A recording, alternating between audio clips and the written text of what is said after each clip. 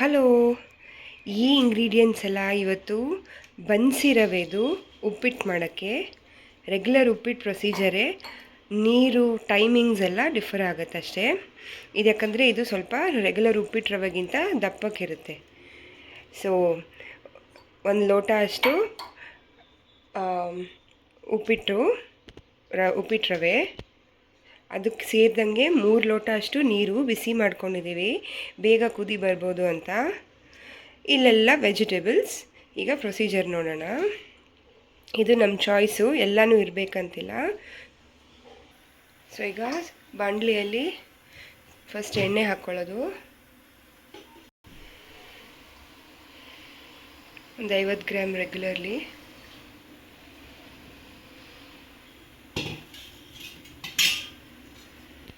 So ಸಾಸಿವೆ ಬಿಸಿ ಆದಮೇಲೆ ಎಣ್ಣೆ,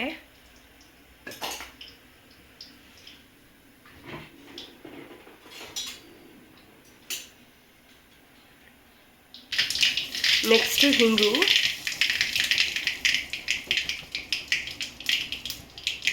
ಕಡಲೆಬೇಳೆ, ನಿಂಗೆ ಇಟ್ಕೊಂಡಾಗ ಬರುತ್ತೆ.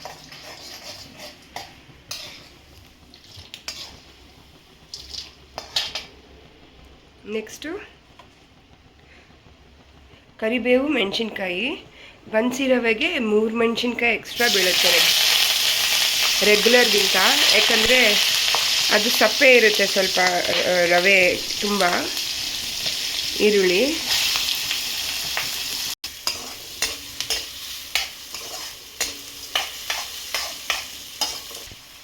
Carrot.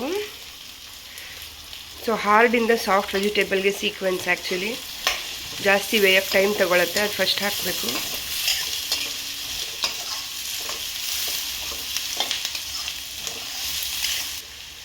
So next beans,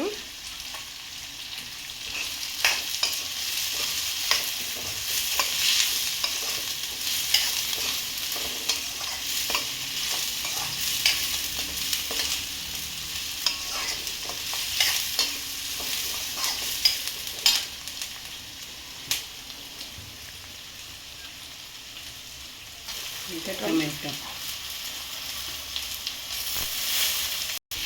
ready ಬಟಾಣಿ, ಅದಕ್ಕೆ ಸ್ವಲ್ಪ ಲೇಟಾಗಿ ಹಾಕೋದು, ಇಲ್ಲಾಂದ್ರೆ ಮೆತ್ತಗಾಗ್ಬಿಡುತ್ತೆ. ಫ್ರೋಝನ್ ಬಟಾಣಿ ಇದು. ಈಗ ಅದ್ರ ಜೊತೆಗೆ ಗೋಡಂಬಿನ ಹಾಕ್ತೇವೆ. ಮೊದಲೇ ಹಾಕ್ಬಿಟ್ರೆ ಭಾಳ ಸೀದೋಗುತ್ತೆ.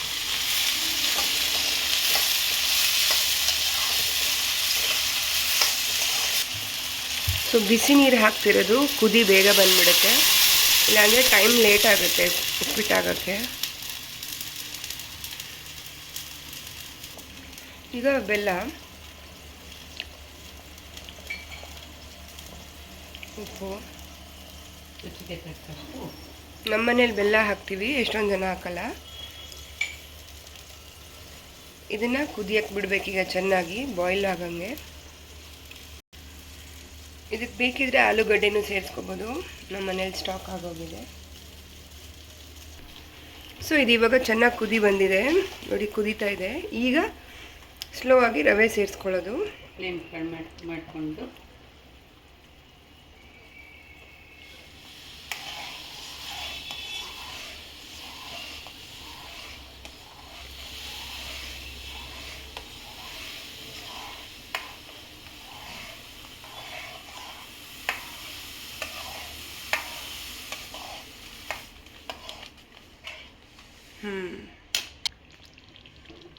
ಸೊ ಇದು ಒಂದು ಸ್ವಲ್ಪ ಕುದ್ದು ನೀರು ಕಮ್ಮಿಯಾಗಿ ಬಿಗಿ ಆಗೋವಾಗ ಲೆಮನ್ ಹಾಕ್ಬೋದು. ಬಿಸಿಗೆ ಲೆಮನ್ ಹಾಕಿದ್ರೆ ಕಹಿ ಆಗಲ್ವಾ? ಈಗ ಇಮಿಡಿಯೇಟಾಗಿ ಎಂಡ್ ಆಗುತ್ತಲ್ಲ, ಹಾಕ್ಕೋಬೋದು. ಸ್ಟಾರ್ಟಿಂಗಲ್ಲೇ ಹಾಕಿದ್ರೆ ಕಸಿದ್ದು.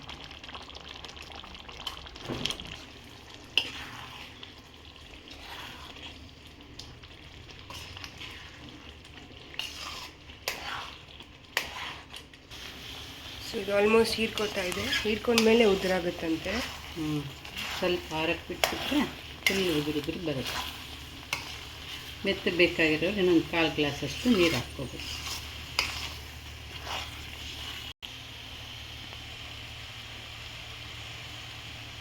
ನಂಗೆ ಹೇಳಿದ್ಯಾ? ಈ ಉಪ್ಪಿಟ್ಟೆಲ್ಲ ಆದಮೇಲೆ ಅದಕ್ಕೆ ಹಸಿ ಕೊಬ್ಬರಿ ಬೇಕಿದ್ದರೆ ಬೆರೆಸ್ಕೊಬೋದು, ಇಲ್ಲಾಂದರೆ ಅದ್ರ ಮೇಲೆ ಹಾಕ್ಕೊಬೋದು. ಚೆನ್ನಾಗಿರುತ್ತೆ ತಿನ್ನಲಿಕ್ಕೆ. So ready.